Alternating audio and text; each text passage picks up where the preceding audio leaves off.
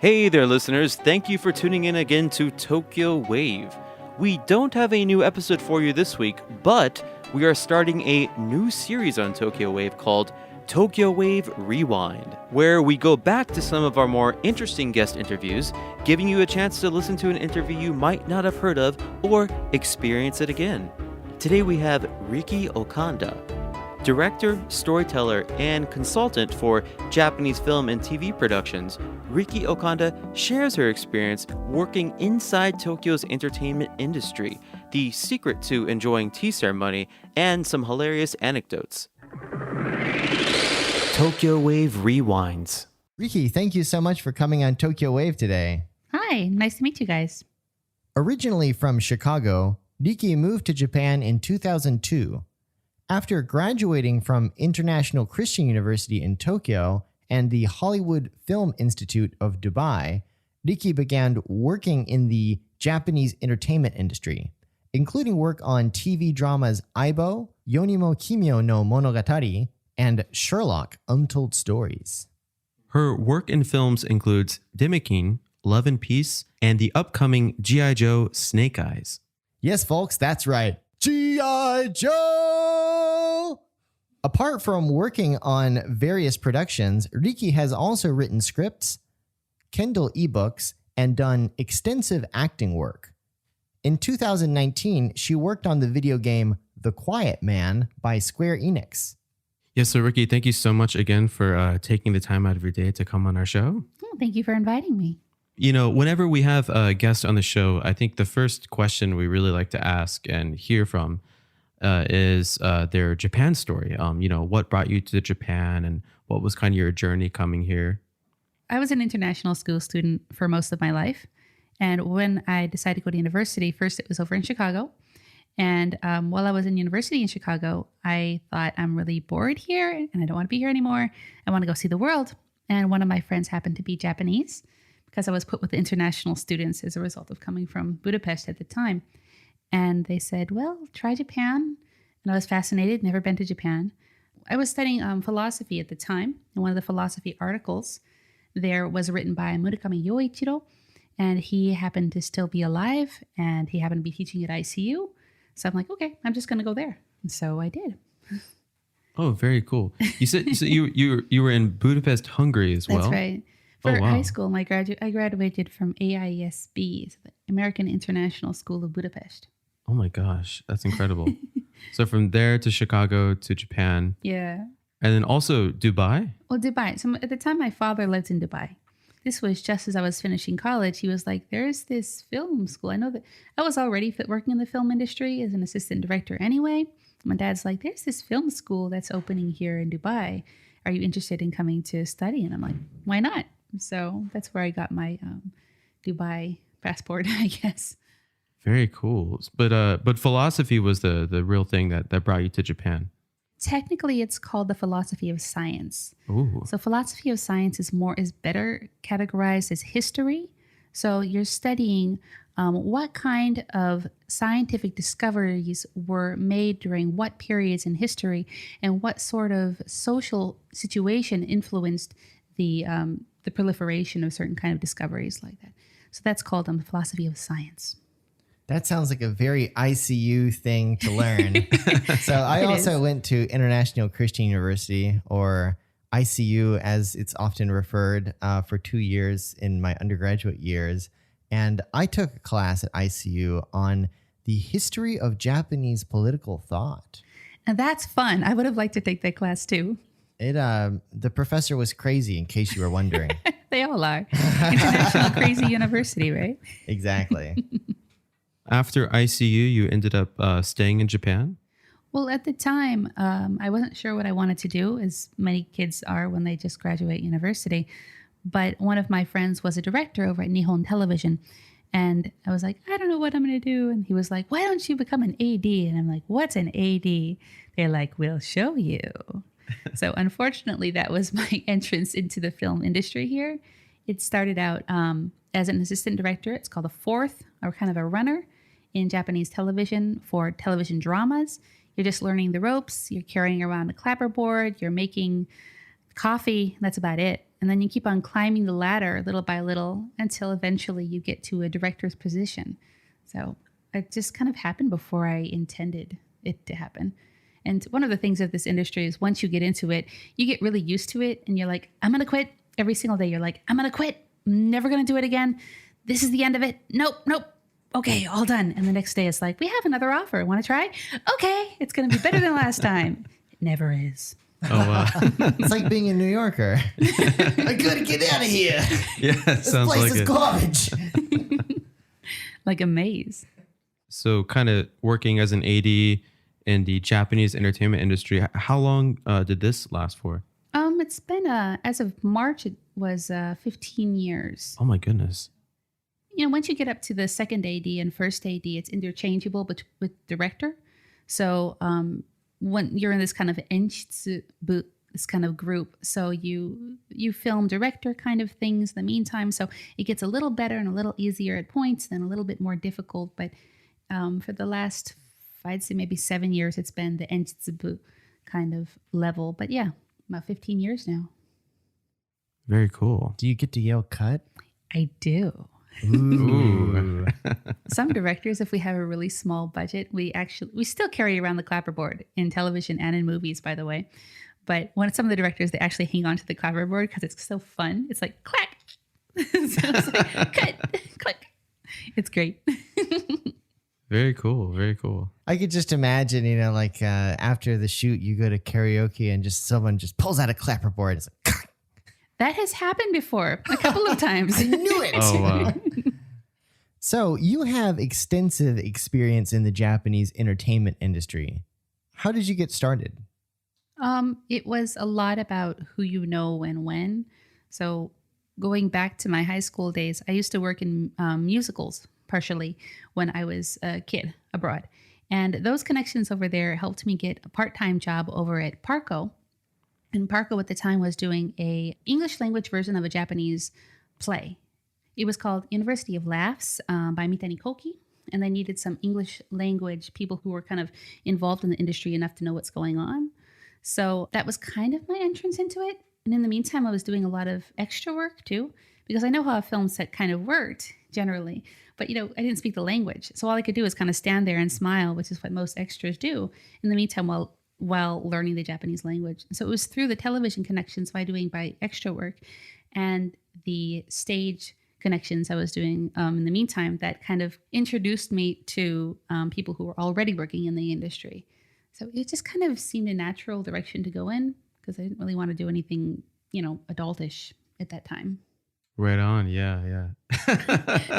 No, I hear you there. It's really hard to put it together because I'm not really sure. Yeah, it just flourishes, Yeah. It just happens, know. Yeah. No one really knows why they get into the film industry. It's just somehow one day you wake up and you realize, oh my God, what am I doing? I'm in It's the your film scene. industry. And you don't know any of your lines. It's just like that. Stage fright. Sure feels like that. Wow. Is it like what is it? Once Upon a Time in Hollywood? Did you see that, Tarantino? Oh yeah, I love that. It was great. Me too. It's the best movie. Yeah. Is it like that? Yeah, I would say it's like that. It Really? is. I mean, Okay. it's very casual. I mean, people are expecting all these like big flashy Hollywood lights, but that's because we're making it look like it's supposed to be big flashy Hollywood light kind of lifestyle, when in fact it's just a bunch of people with a camera and a mic. You're running around, you're thinking of ideas, you're chasing after producers, finding extras and casts and things, and pulling it all together. So it's not as organized as some people might think it is. So I kind of like the thought of, everyone knows each other on a very casual basis in the same way that they did during that film.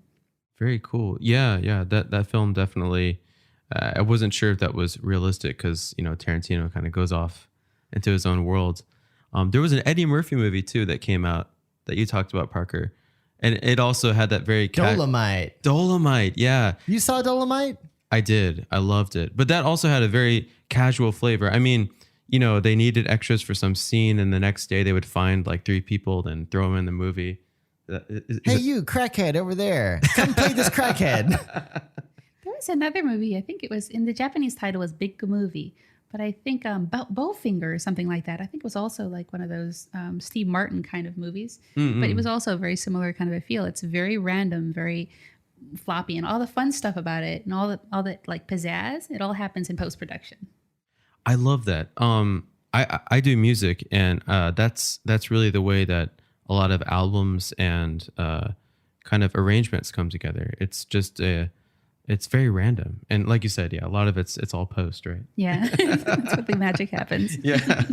This is boring. We need more explosions. Yeah. Bring the 3D guys in. You know what? As a matter of fact, today's filmmaking, a lot of it does have to do with that. I have worked on even smaller productions too, and you use a lot of green screen, and you're just not enough people there. And so they will take some people from the other group over there. They'll grab a bunch of people on top of green screen, we'll move them in post, and just like kind of fill auditoriums with when there was absolutely nobody there, and just sound over there just makes it sound like it's full of like thousands and thousands of people. We still do that now, so it's great. It's fun. Oh wow, very All cool. right, people, moving to the next row. We did that too. Awesome. So, what's it like working with famous directors and entertainers? I saw that you previously appeared on a TV variety program hosted by SMAP. What was that like? It was not, one of the things being a foreigner in Japan is that you don't really know all the famous people. And especially when I did a lot of television work, when I used to appear on television was when I was still in college. So that was, God, years and years and years and years ago. So at the time, I knew nothing about Japan whatsoever. So they would sit me as an extra or as someone on a television program. They'll put me next to someone extremely famous, and I'd have no idea who it is. So to me, this is just, dude with lots of makeup on. Okay, and that's all I know. So it wasn't something that you'd be nervous about.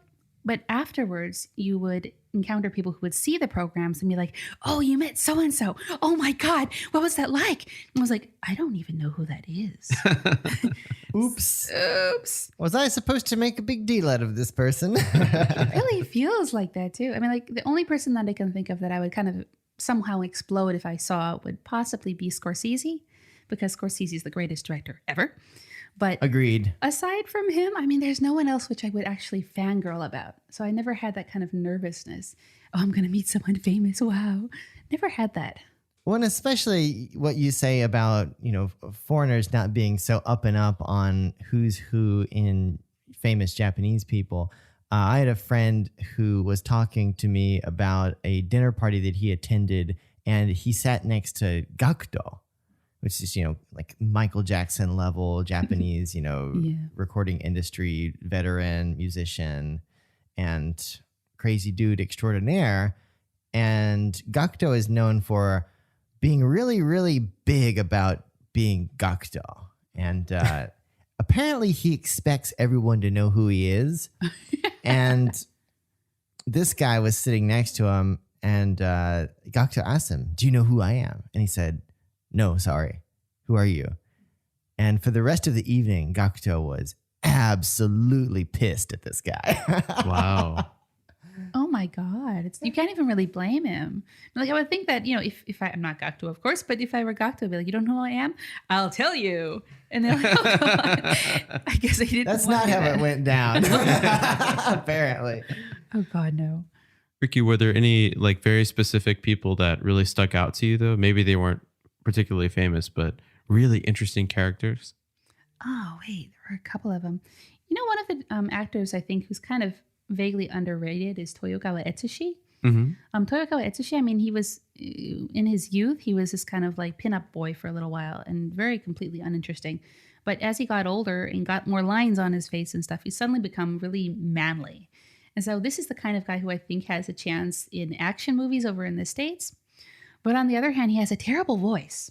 He has one of those really nasally kind of like girly voices when he speaks these days. So I think he knows this. So when he's speaking Japanese, he kind of whispers these days because he kind of figured it out.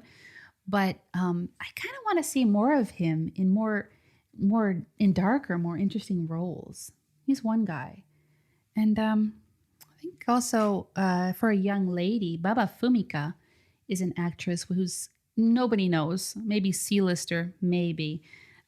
She was supposed to make a big break last year in a film that got canceled as a result of unfortunate scandals. that happen Oh. in the industry. And I was actually on the staff for this film too. So it kind of broke my heart when it was canceled. We worked so hard at like a zero budget to make a good film. And it was a really good film. But the lead actor got into a lot of really big scandal. They canceled the film, everything, and she lost her big break. So they put her in films and dramas afterwards. But she started out as kind of like a Gravia model. So, bikini girl, right? So no one really takes her seriously at this point. They're like, okay, that bikini girl, right? Okay. And that's all they think of her. When in fact, she's actually a really good actress. She's actually good at what she does. And I want to see more difficult, more complicated roles for her as well, too. Looking forward to that. Very cool, very cool. I have to ask, just because this is one of my favorites. Have you ever worked with Shunji Iwai? I think is. Yeah, his I name? worked for him. Really? Yeah, Oh I my worked God. with his company for God, how long was that? That was Rockwell Eyes. I was in charge of his production over there while he was doing a couple films. So yeah. Oh my God. So one of my first introductions to Japan, I think I was in high school. We saw the film Is it All About Lily Shushu? Yeah, that's right. Yeah. Oh my gosh. Were you involved with that film at all? No, that was before I got to Japan, actually. Oh, okay, okay. okay. No, the ones that I was closer to be involved in was more recent ones, things like Bride for Rip Van Winkle and that kind of thing, and a Oh, lot of cool. short films. We did a Telebi Tokyo drama series was at that time. He had kind of retired from filmmaking at the time, but They all retire, Yeah. right? Miyazaki too. no Yeah. more. And then suddenly they get an idea. They're like, I have to make this film. Yeah. Oh, that's so Yeah, cool. He's a great guy, by the way. He loves wine. He only drinks he drinks a lot of wine, but he only has one meal per day because it's apparently good for his health. He loves talking philosophy and he loves talking about politics and has very strong opinions about things. But what's fun about it is that he enjoys debating it too. So even if you're not on the same side, you can sit across the table, enjoy your wine, be like, well, what about this? And what about this? And you're still best friends afterwards. So I really enjoy hanging out with him. Very cool. Yeah, his films were very special to me and a small group of people back in high school. That's wild that you've worked with them. That's really cool. So you have a rare opportunity to be inside these Japanese productions. And it seems like in recent years that with Netflix and Amazon Prime, there are many more opportunities for Japanese content to become popular around the world. Where do you think the Japanese entertainment industry is headed? And how do you see your role as a bilingual interlocutor evolving in the future? Well, Japan is just starting to get a little bit wise to online streaming. Unfortunately, Netflix and Amazon and all those big providers, they're limiting their content to area. So they're only allowing Asian films and Asian content. It's very rare for something to cross over. There's a lot of money involved in that kind of area about distribution. North American content, European content, they cut it off. And when I think it was Netflix first arrived, they were all like, yay, kurofune. And they were thinking, yay, we're going to get our films out to the world, right? Because distribution on international level is extremely expensive. And the budgets that we have over here in Japan, we can't cover that. So they were thinking that Netflix was going to distribute it worldwide, just like using the entire internet to its advantage. But it didn't happen. They really cut it off. And what's worse, the people who were in charge of it at the time, they in fact cut it off so much so they made only Japan-specific content. So it started out just as another channel, but online, right? And it didn't work out, not in the beginning. But years passed and people learned how to deal with the situation. They kind of Japanified their production style, as well as Japan kind of got more aware of that internet can be used to their advantage. So right now, there are a lot of films and productions which are trying very hard not to distribute through film and not to distribute from on television, but instead to actually start out working online. And so let's try making this drama specifically for online people. And due to the pandemic, for obvious reasons, people are at home now. They don't go to the theater like they used to. And a lot more people are watching these online channels. So there is a lot of potential there. But on the other hand, at this moment, a lot of things are still in production. We can't stop television. So we're still making television dramas and movies. We never had this huge lockdown on our industry like many places did in the world. So we're still making stuff. So the problem is, are we allowed to make stuff? Are we allowed to make television dramas stuff? And how are we going to distribute it once it's made? So all the movies that I'm working on in the pre-production kind of gathering money kind of point, they're coming up a lot of roadblocks. They're like, well, should we distribute online? Are the online companies becoming more picky with content? Not that it's a bad thing per se, but when you have creators with nowhere else to go, they'd like to submit more content, and they're not sure if they can get into the industry. But they are aware that it's going in that direction, hopefully. Me and my girlfriend watch a lot of Japanese dramas, and usually in the beginning, I might not be particularly interested in the drama she wants to watch, but I get sucked in. And as soon as it's over, I'm like, okay, I want to watch that again. And then they have, a commercial, and it's like, okay, you can buy it on DVD. And, so it really seems like it's still a thing. And they're a lot of these studios aren't really crossing over to streaming.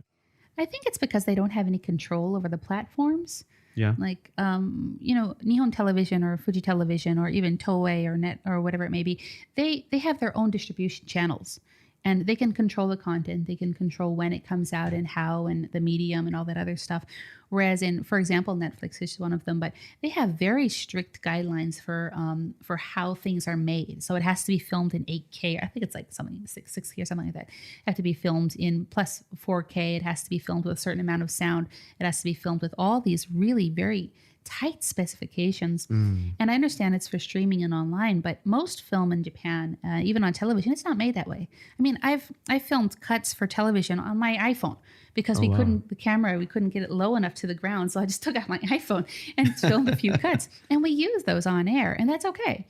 So within the tight budgets that we have and the structure that we have in Japan, it's very hard to just kind of flip it to somebody else's specifications, right?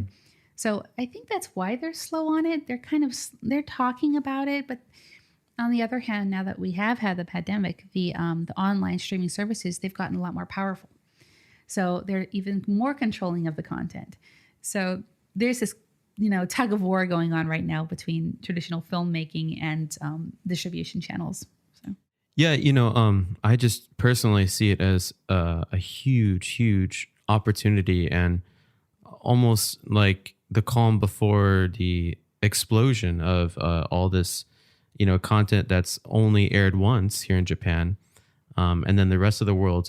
There's a lot of people out there that love Japanese dramas, Japanese anime, Ghibli films. I think Ghibli is one of the biggest. Oh my God, I think they could make their own streaming platform if they wanted to. I don't know. Are they working on something like that? Ghibli Plus. They really could. Oh my God, that they could make so much money. I think that Ghibli was bought by what's it called, Disney. No, I don't want to break your heart, but I have a feeling it was bought by Disney. Let me check it out. I might be wrong. I've heard rumors. I know. All Ghibli films, not all, but most of them are distributed by Ghibli. Oh wow, yeah. Disney has invested 10% of the production costs to all future Ghibli movies. And you have to remember, I mean, Ghibli is a wonderful studio, but I mean, what was really amazing about it was Miyazaki Hayao. And after he stopped making films and he kind of handed the reins on, I mean, nothing has been good. I mean, this is just personal opinion, but it does not have the detail and does not have the heart that it used to have. Right. So it's just like, it's the style that he sold, but you can't sell a person's mind, Right. Yeah. Especially a person who happens to look a lot like Colonel Sanders. He does look like Colonel Sanders. Suspicious. I think he has a secret recipe. That's where you're going with that. Yeah, who knows? Maybe Disney will help get Ghibli out to the world. I think, thanks to YouTube, like Ghibli music has definitely blown up. It's like if you look at some music from a lot of these Ghibli films, you've got like 70, 90, 100 million views on just random users uploading the songs. And it's because no one's really heard a lot of this music before, right? You know that one of the largest problems that we have in the film industry regarding distribution is not with the films themselves, it's actually with the music. So Jazzrack is they're the copyright holders for all the music in Japan. They're extremely powerful. So they will not, it's like we can distribute this film abroad. Yay, we've got this channel, but Jazzrack like, sweet, nope. We want the money too. We want just as much money because that's our song in there. And so they're asking for twice as much for just putting that one little clip of 30-second music in there. And so a lot of the films which could potentially be distributed abroad are stopped there. Like, no, we're not paying that much. And jazz rats like, okay, fine. And so they're kind of hardballing it right there. So music is very hard. No, that makes sense. My inner weeb is going to come out. But with Evangelion, they released it last year in Japan. And oh God, the inner weeb. But they released it on Netflix in the US and Japan. And notoriously, the US version didn't have the Fly Me to the Moon song in the ending credits. And I think that was like one of the most, how do you say it, like wonderful relics from that show. Because every ending Fly Me to the Moon song was by a different vocalist. A lot of them were Japanese, but I think they replaced it with something, and it was just that really pissed off a lot of American Couldn't viewers. get the rights. Yeah, that makes sense now. No.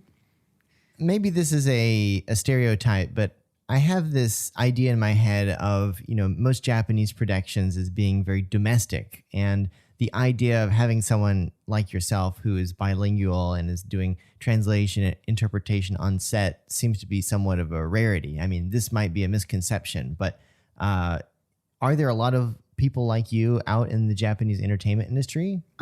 There are a couple, but I haven't actually personally worked with any of them.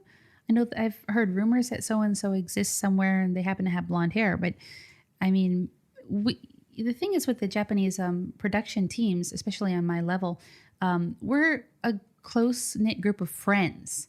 So it's like, well, the reason I get my next job is not because the company tells me that's my next job. It's because the sound guy from my last job said they need an AD on the next one. So the work that I do generally doesn't really involve language skills. So I don't have to be able to speak English on the set. I just have to be able to speak Japanese, which is why my English is so bad. I'm just not used to using it for 15 years, right? But I think that in the future, especially, one of the things that you'll notice with Japanese directors, and this is common to all of them, without a doubt. I mean, all of them will say that they want to go to Hollywood. And so I have lots of friends, a couple of them who actually have gone to Hollywood to make films. And it just doesn't work out, And the reason it doesn't work out is because here in Japan, you have the director is in charge of absolutely everything. Their producer has no say whatsoever in what's going on screen, right? And so you're selling a character. It's like Sono Shion is a wonderful director that I work with, but he makes certain kind of films, right? And if he tries to make something else, his fans won't like it, of course. So that's everything he makes. But is that exact type good enough for? I'm not saying good enough, but it's not really. It's not. Is it international enough for people to be able to see this, to want to watch it? So a lot of these directors have these great ideas and they have these great things they want to bring abroad, but they don't understand the American mindset enough to get their films properly distributed abroad. So they'll end up with the occasional D flick, which would be like, hey, I worked in Hollywood, but no one's actually seen it. And so I think people who are bilingual and who both understand both cultures are going to be useful in the future, because especially for those kinds of directors. So if anyone wants to go abroad, yes, they want to make it big in Hollywood. And yes, they want to go work with Spielberg or something like that. They have to have somebody not only to translate the language, but to translate the culture and even the film culture and how films are made and how they're distributed, how money is gathered, and why it's so darn different in the United States and Japan. Well, similarly, American productions will come to Japan and assume that they could just do anything they do like they do in the States. Money will solve everything, right? Well, it doesn't work that way here. So that's why I think that people who are going to be in the industry, who are foreigners and who've had that kind of experience, are going to be important in the future, I would hope. That said, there aren't that many of us. And I think one of the reasons why is that to get up to through the direction that I came as an assistant director, it's really hard. I mean, you seriously do want to quit every single day. It's really, really hard. So doing it for 15 years, it's almost unheard of. So I have heard of the occasional person, oh, there's a foreigner who's coming in, a new AD, and they'll be gone in a year. It's like no one wants to do that again and again and again and again and again. So I would like to see more people do it. I'd like to see more people tough it out. I'd like to see the environment in which we're working to become a little bit stronger and a little bit kinder to the people who are working in it so that they can actually continue. But it will be essential in the future. That's for sure. Do you think the pandemic has hurt the Japanese entertainment business? Because obviously, a lot of these jobs are not as plentiful with some productions not going ahead during the pandemic. I would, you know what, I'm going to say no, not in the long term. It's true that for about a half a year there, stuff slowed down. And for television dramas, we used to have 5 ADs on one project, and now we have to have 3, and we have to have less staff, and we can't get as many extras together. And there are little things that we're doing as precautions that have limited staff. That's true. However, television will always need to be made. You can't just stop making television. Otherwise, you can for like a month, but then you have to go on with it anyway because there's so many people waiting for content and you can't stop streaming television, right? And the movies that I know and I've worked with, the very huge, large scale ones, maybe there are going to be less of them, I would say. But on the other hand, everything else is really indies. The way that the entire industry works has always been very indies. So you get 10 people on set and you'll film it and you'll get the film out. So they're going to do it anyway. So you can't stop people. So I know of a couple of people who have made films during the lockdown. So we had, 30 days or something like that in March or April or something like that. Where Lockdown, Volume 1. Basically, yes. So we had one with the pandemic of zombies. And we had another one which was actually about, sex workers in Shinjuku during the pandemic, which was not actually a porn film. This was actually more like a documentary, like how are they getting beyond the problems. How did they weave the zombies into that? It was a little bit of both. But yeah, so people are going to make films anyway, and they're going to be out there anyway, and people are going to expect it. So I think that if there was a little bit of a hiccup, and there still is kind of an after hiccup that's happening now, I think it's going to be gone really darn fast. No, yeah, that's really interesting. I have some other friends that do 3D work and other production stuff in the U.S. and they said, yeah, like as you mentioned, there's bigger projects, that may be hurt, but I think the industry as a whole in the States, from what I've heard, is focusing more now on stuff. What can we do with a limited amount of people and not necessarily, be out in the middle of a busy city and all that kind of stuff. I think it's a good thing, especially in the United States where the films over there have gotten so overly huge budgets, out of hand kind of stuff, right? So let's make another superhero movie. Again. This time $1 billion. It's not a sequel, it's a threequel. Oh my God. I would love to see those. I'm sorry, I'd love to see them cut down. Oh, I'd sure. love to have just half of the budget. Make it 2 better movies rather than just one toy maker. You know what I mean? Amen. Agreed, 100%. I'm not really big into the whole superhero movie thing, which seems to be just so huge in America right now. I've seen like 3 to 5 that I really like, and the rest of them are just like, I don't know. I'm not too into them personally. Yeah, me neither. I have a personal hatred for Spider-Man because my name is Parker, and people are like, oh, God. Peter Parker. So I'm going to shoot web out of my hand and suffocate you to death with it. Don't you wish? Yeah, so dear listeners, if you want to piss me off, just mention Spider-Man. That's man. the easiest way to do it. You're going to get webbed. You would have been my friend in high school. So outside of your work, what do you like to do for fun? I see on Twitter you're often posting about doing Japanese tea ceremony. Yes. On Twitter, I don't talk about my work so much because, you're not allowed to talk about your work on social media. It's one of the caveats of the film industry. So I have to do something else. And my other big hobby, aside from whatever I'm doing on television, is tea. And it's a Japanese tea ceremony. And the reason why it's so interesting to me, it started out as being a history thing because history is amazing and wonderful. And there's so much history in being involved in tea, of course. But it also kind of branches out into almost every other area of Japanesey kind of culture thing. So anyone who likes Japanesey kind of stuff, whether it be kimono or it be calligraphy, the shodo stuff, or if it's Zen, or if it's pottery or whatever it might be, you'd be surprised that all of that stuff is involved in tea. And so the more you learn, learn multiple layers of information, not just this one single thing that you can do. Also on film sets, it's been interesting because even on, like, for example, Snake Eyes, when I was working with them, I would bring my tea bowl on set because the director is like going crazy over there and you can't really do anything to kind of fix them. And I'll just take out the tea bowl and take some hot water and tea and be dead like this, just like mixing the tea bowl, whish. And all of a sudden, everything gets quiet around me because everybody's watching. What are they doing? It's a tea bowl. Wow. So I'll do these tiny little tea ceremonies in front of people and it just calms everyone. It's a very useful skill set. It really is.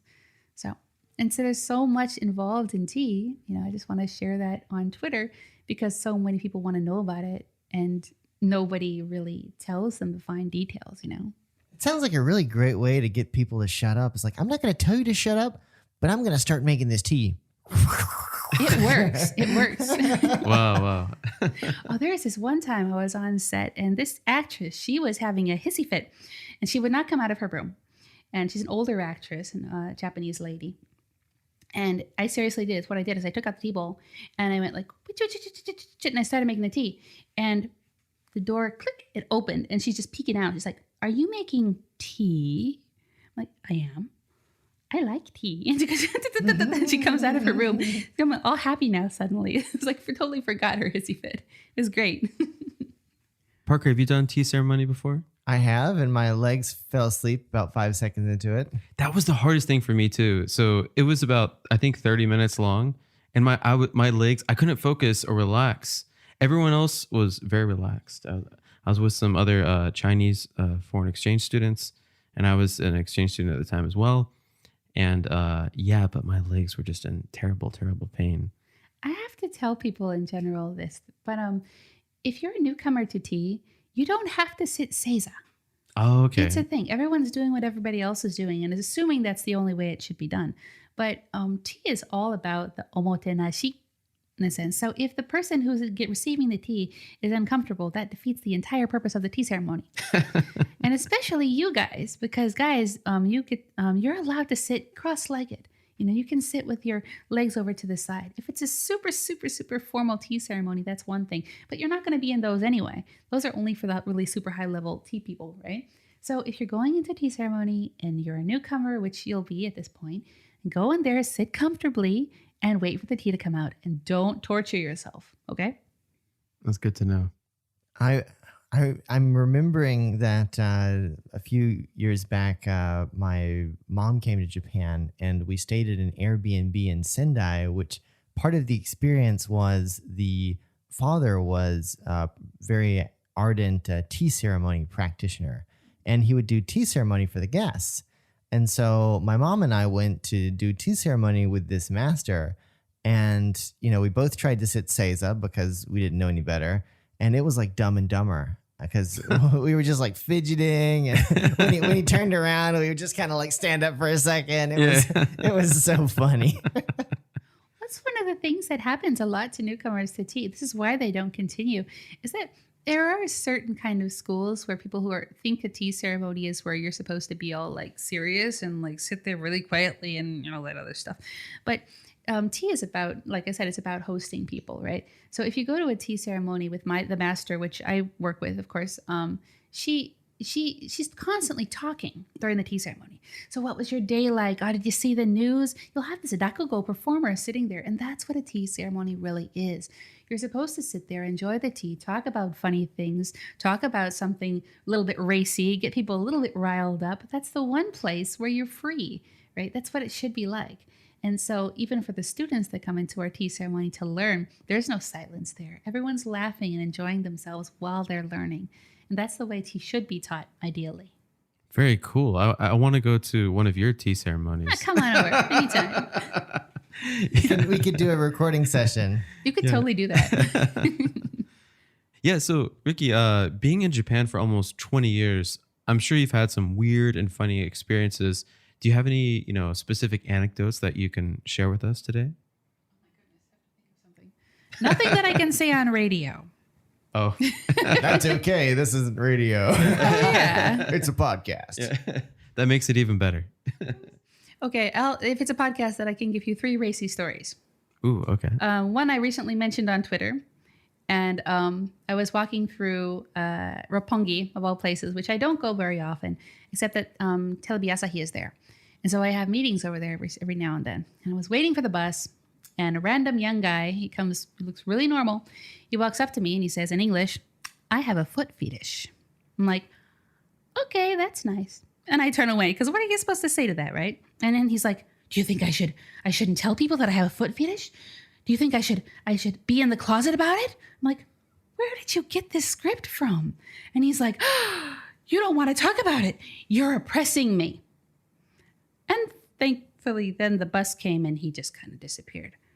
I'm like, oh my gosh. And that doesn't happen in Japan, by the way. You don't usually have random weirdos walking up to you announcing their foot fetishes. That's thankfully. Wow. Yeah, that was. You've been struck by the Roppongi fit fetish guy. That is pretty. Yeah, you're right. That kind of stuff, you don't hear about that in Japan. Maybe in New York City. Probably every day in New York City. Yeah.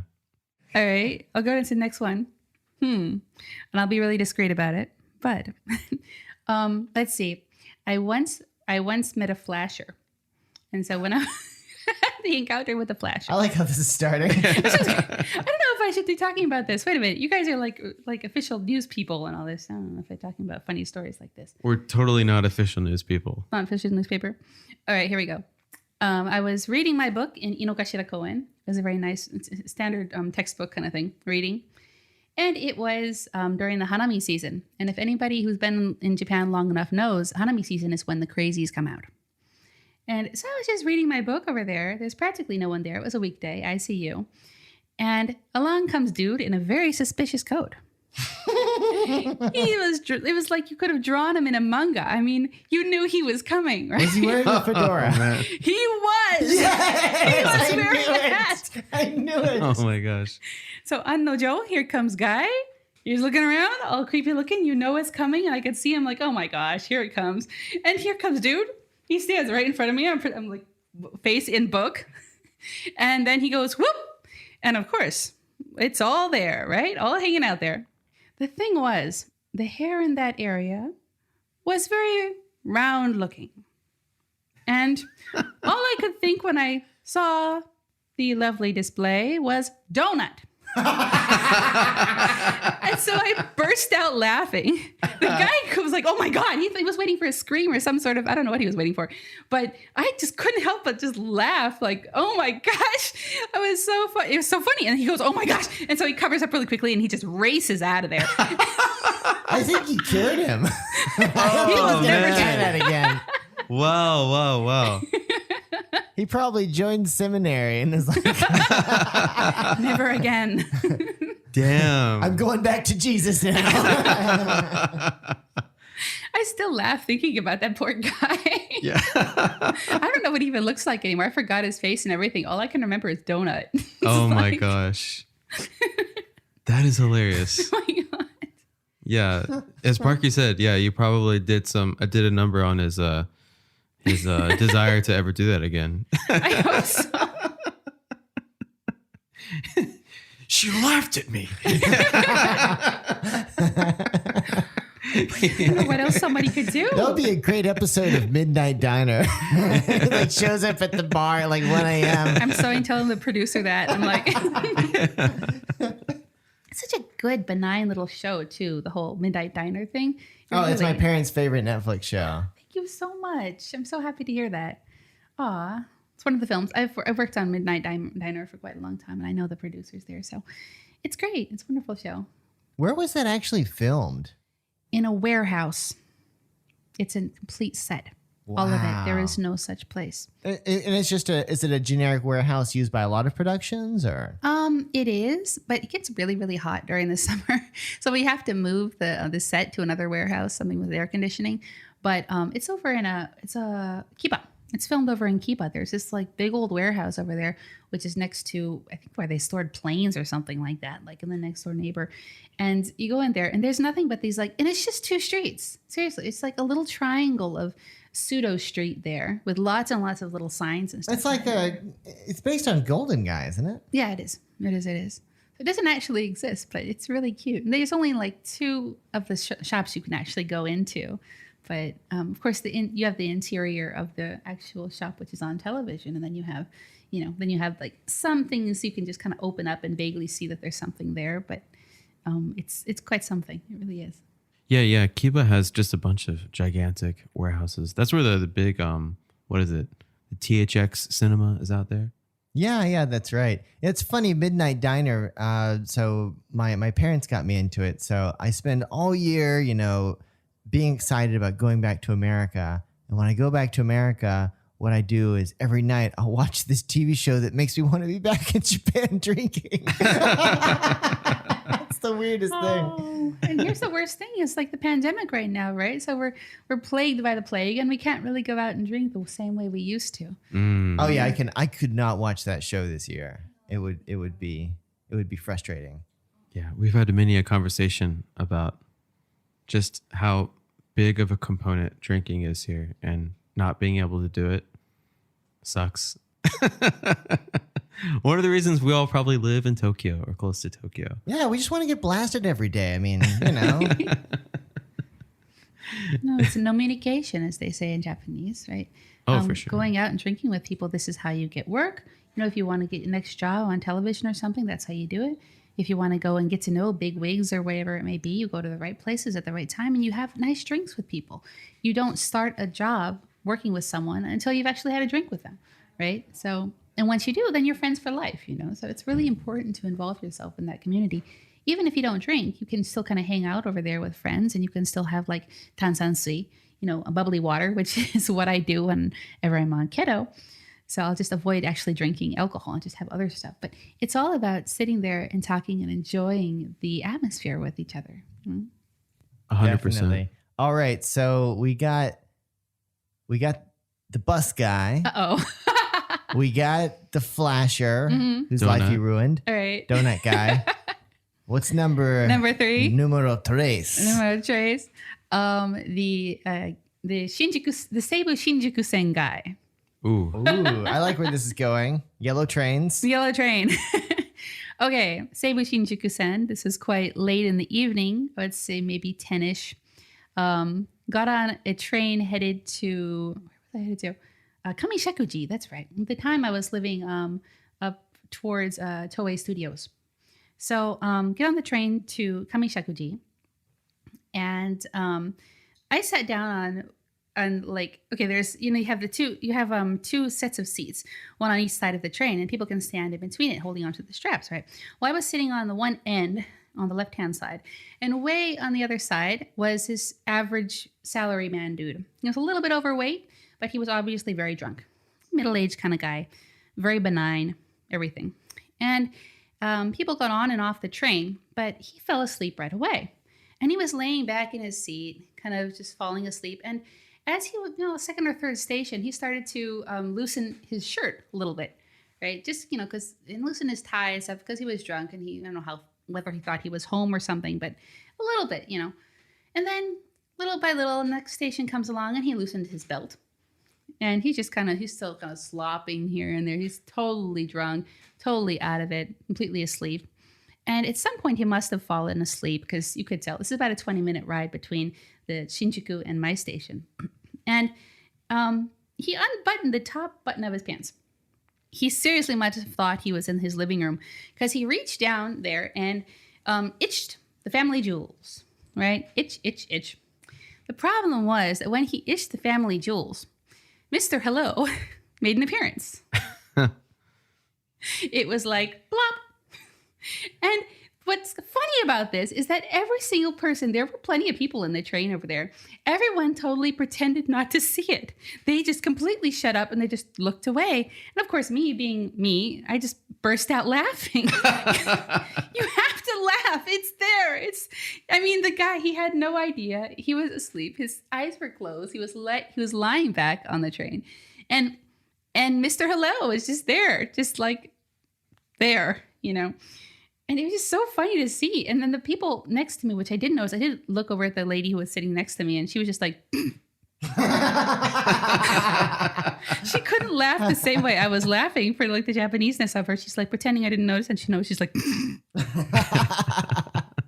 and then turning away. And I don't know what happened to the guy after that because I got off the train first. But I keep on wondering about things like that. Somebody, a dude, tap him on the shoulder and tell him. I bet he went to the end of the line and the poor train conductor had to wake him and little dude up and tell him to get his ass on the train going back the other way. I have so much respect for those train conductors that come by trying to wake up the drunks afterwards. I mean, it must be a really hard job. Seriously. There's ambulances. I mean, on Friday nights at most stations that go wait like. Oh, they're just waiting. Yeah, they're waiting for us. You know, what you just described. So there was like a Reddit. Maybe it still exists, where just people, you know, a lot of them getting just completely naked, as you're describing. You know, they're just so drunk in Tokyo. And yeah, either taking off the shirts or just getting completely naked, whatever. Isn't there like a Twitter for this? Shibuya Meltdown. Yeah, That's right. yeah. But yeah, you saw it up close, and you saw the real Not thing. that close. Not that friendly. Selfie. One of the things that I did learn, by the way, about considering slight change of topic, about racy stories and stuff like that. My husband's grandmother was actually a geisha over in Kagurazaka. And it was due to these wonderful connections that I often go over to Gion. And I often go to the tea houses in Gion. And I don't have a bazillion dollars and I don't own geisha and things like that. But I know the tea house masters and the people who own the tea houses. And if you go to a tea house in the evening, this is the kind of stories you're going to get. It's funny. People are going to say funny things about little things that you're not supposed to say in front of grandma. And that's where that's where the humor kind of degrades itself little by little. Get comfortable with each other. And then the geisha is going to tell you a really funny story about something that happened when a dude like flipped over in the ditch and, you know, all sorts of bits and pieces go flying everywhere. It's wonderful humor. And you just don't get to see this on television. You don't get to hear it on radio, but you get to hear it on podcasts and in geisha houses. Mm. You know, it's kind of the funny thing about Japanese society. It's like, I think the facade is, you know, very prim and proper and conservative, and we don't talk about that sort of thing here, little boy. But then you put a few drinks in people, and all of a sudden it's like, whoa, there are ladies present here, sir. It's the ladies doing the talking. Yeah. I think you need to have a word with Jesus. That's the fun of the nomi. Of course, this week it goes back to the concept of the nomikai, right? So to go to the nomikai and this nominication, the reason you go with your boss is because once you get drunk, that's the point when you can tell him what you really think of him, right? And if you don't have that stress hassan kind of thing going on, you're going to have a lot of really pent up, really stressed out people working at any given company. Yeah, I mean, anytime, you know, you do work, whether working directly for a Japanese company or working with them on a contract, I think it's like an unwritten rule. You have to go get completely shit-faced with them because they want to hear, they want to speak frankly with you about it, you know. Tell me what kind of man you are.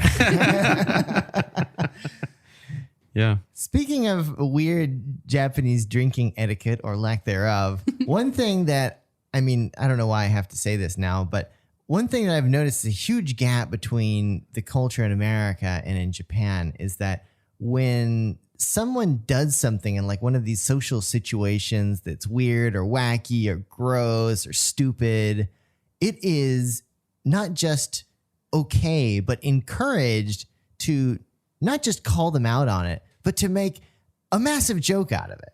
Mm-hmm. Like, for instance, like if somebody's drinking and they spill like their drink all over them, it's like, ha ha ha, you idiot.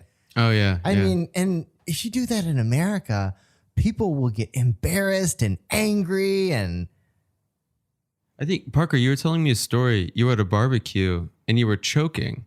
Yeah. Everyone at the barbecue was laughing at you. No one was helping you. Yeah, you like almost died. Oh my God. Yeah. Oh my God. That's where it gets a little too far. No, and then afterwards I'm like sitting down, I'm like got tears all over my face, and I feel absolutely like disgusting. Mm-hmm. And everybody else is still laughing. Gosh, yeah. I'm just like, fuck all of you. But then I got completely drunk, and then I was laughing too. Welcome to my TED Talk. Aw, I don't want you to like choke or anything. You need to get some new drinking buddies. No, I need to not be convinced to go to the cheap yakiniku places on the roof. Oh, Those places will kill you because it's impossible to chew the meat. So you either need to be a snake or you're going to die. I'll take your advice. Yeah, sounds good. Cool. Yeah, no, Riki, before we finish, are there any shout outs that you want to give or any projects you want to talk about maybe you're working on right now? One of the films that I worked on recently, which I'd really like everyone to see, is Mi Otsukushi Ryoricho. And what's interesting about this particular film was it was directed by Kadokawa Haruki. And for those who know that, he's this like an amazing bohemian kind of a guy who got himself arrested and did all sorts of crazy things and wrote some amazing books and did absolutely everything insane that you could do in the history of a person's life. Seriously. And this guy is like, I don't know, maybe 80 years old or something like that. He's really quite old, but he just finished what may be his very best film. And he doesn't make a lot of films, and he made a lot of flops when he was younger. But what's interesting about this film is that it's set in the Edo period. And it's a friendship story about two girls, one who lives in Shitamachi and one of them who became like a oiran, right? So the theme, of course, is food. Like everything in Japan, the theme is food, always. What's neat about this is they recreated Edo period recipes as they were originally made with the original recipe thing exactly the same way. And they also released a book at the same time, which was not just about the story. It was also about this particular food is made in this way, so you can do this at home. And there are some amazing things in there. So why this is interesting to me is, as a historian, is that you can go back and look at Victorian recipes, and you'll see some really crazy stuff in there. You'll see arsenic in there. At least those, they have, in order to color foods green, they would use Scheele's green, which I'm sure everybody knows about is a major poison, but it was in the food and they knew it was poisonous. And they would put chalk into bread to make it look white because white bread was nice on the table in the mornings. It was considered the ideal Victorian breakfast. And I mentioned this because the way that food is very important in Japan, but it hasn't really changed all that much over these hundreds of years. So to be able to experience the same things in the same way people did 300 years ago is really quite interesting. And so this film is all about how that's made and how it was developed, and it inspires you to want to make these things yourself. So I do recommend going and seeing that film, please, if you see only one film. Gotta score some arsenic. No, we're talking about other countries. No, that's great. Yeah, when we release this episode, we'll try to include that in the tweet. Yeah. Oh wait, did I say that right? What I'm trying to say is that the food, the Victorian food I actually mean Victorian. I mean England used to do that. Japan did not put arsenic in their food. Japan did not use Scheele's green in their food. We're talking about Victorian England. Right. Okay. So no, we don't put arsenic in our foods in Japan. Now you know how ditzy I am. Was there a Japanese style arsenic that they used? They just eat fugu. It was the fugu. You know why teppo nabe is called teppo nabe, right? You don't know? Oh my god. No. Okay, there's this nabe kind of food called teppo nabe. And teppo in Japanese means shotgun, right? So teppo nabe is actually fugu nabe. So what they used to do is people who, for various reasons, it was kind of like like Russian roulette in a sense, that we're going to eat this teppo nabe, and if you die, you die. And so people would go out to eat teppo nabe because there's a possibility that they could die. And so it became a kind of a literary meme where, he broke up with his girlfriend, he's really depressed, he's out there eating teppo nabe. Or a person's going out to war, his final meal, he'll have teppo nabe. So it was kind of a thing for a long time because there was a potential that you may possibly die. Of course, these days it's a little different. Well, interesting. I didn't know that. Really? Oh, yeah. The more you know. But yeah, Riki, thank you so much for joining us today. It's very nice to talk with you guys. And we'll have to look out for that reformed flasher. Oh, yes. It's Inokashira Koen. He hangs out there during the spring. And you've got to read books on philosophy. Absolutely. I was going to say that Flash is probably a school teacher now. He probably teaches at ICU, actually. Oh, my God. International Crazy University. Thanks again for joining us today. Thanks again. Thank you, too. Hey, listeners, that's right. You listener right there. Who do you think should be our next guest on Tokyo Wave? Let us know. Drop us a line at wave@tokyowave.jp. We hope you enjoyed Tokyo Wave. If you haven't already, you can subscribe to our podcast on Apple Podcasts, Spotify, SoundCloud, and YouTube. Join us again next week on Tokyo Wave.